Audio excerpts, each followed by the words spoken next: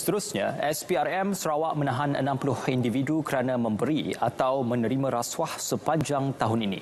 Ini antara paparan berita wilayah dari Bumi Kenyalang dan kita terus saja bersama Pembawin. Teruskan, Puma.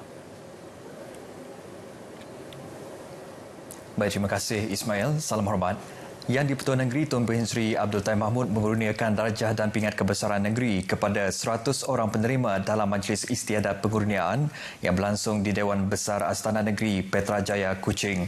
Mendahului senarai penerima ialah Timbalan Menteri Pengangkutan yang juga Ahli Parlimen Limbang, Hasbi Habibullah yang menerima darjah Yang Mulia Bintang Sarawak, Johan Bintang Sarawak, JBS. Dua orang penerima dikurniakan darjah utama Yang Amat Mulia Bintang Kenyalang Sarawak, Johan Bintang Kenyalang, manakala 4 orang menerima pingat pentadbiran awam pingat perkhidmatan cemerlang. 16 orang penerima lagi dikurniakan darjah Yang Amat Mulia Bintang Sarawak, Pegawai Bintang Sarawak.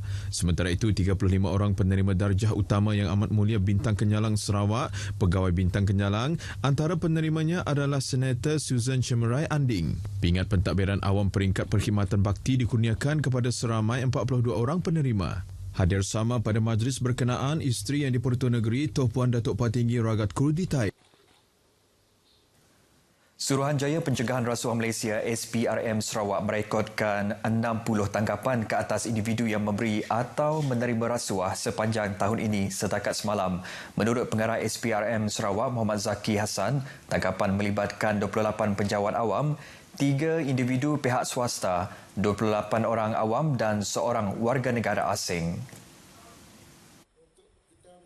Zaki Hassan mendedahkan daripada jumlah terbabit, seramai 30 individu telah dituduh oleh mahkamah atas pelbagai kesalahan di bawah Akta SPRM 2009. Jelas beliau, kebanyakan kes adalah hasil maklumat daripada golongan penjawat awam kepada SPRM dan polis.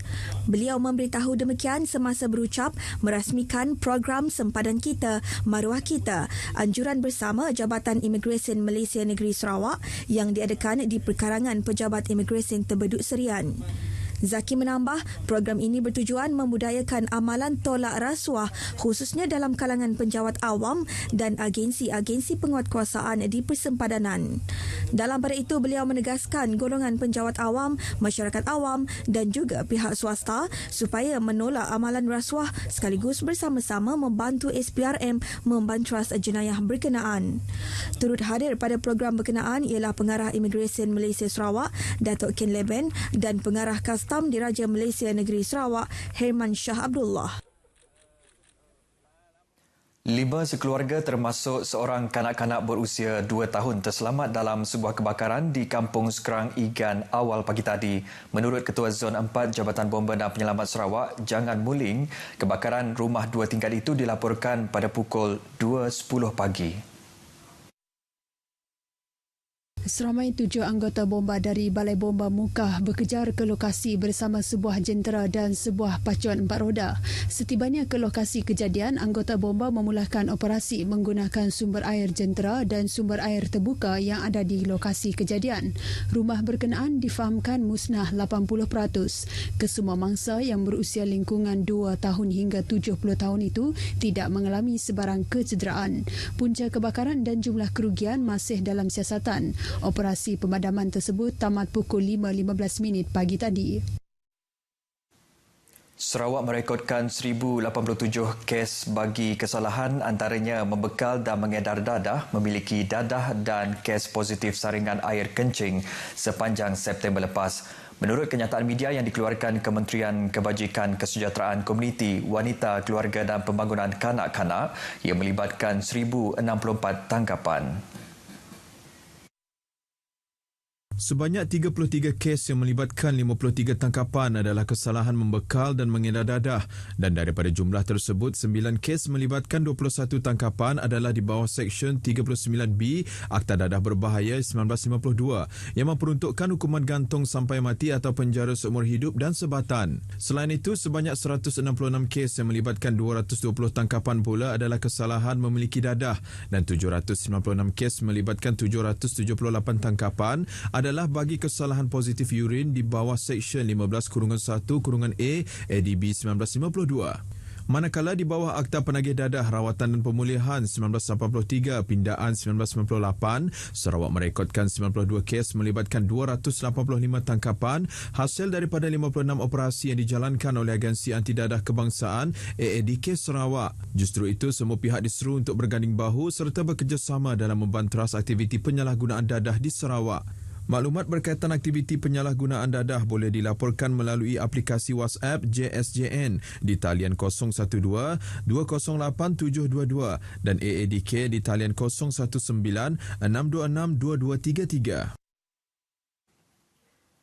Seramai 145 klien sedang menerima rawatan di Pusat Pemulihan Rawatan dan Penyembuhan CCRC dengan perintah mahkamah, manakala 24 klien sedang menjalani rawatan secara sukarela di Klinik Cure and Care CNC Kuching. Kementerian Kebajikan Kesejahteraan Komuniti, Wanita, Keluarga dan Pembangunan Kanak-kanak dalam kenyataan memaklumkan bilangan berkenaan adalah bagi rawatan setakat September lepas. Kenyataan tersebut turut mendedahkan bagi tempoh 1 Januari hingga 30 September lalu, seramai 30 orang klien tampil mendapatkan rawatan di Pusat Rawatan Ketagihan Sehenti yang dikendalikan Jabatan Kesihatan Negeri di Klinik Kesihatan Tudan. Sementara itu, bagi tempoh Januari hingga Jun lepas, seramai 8,298 orang di negeri ini telah tampil mendapatkan rawatan akibat ketagihan alkohol dan tembakau.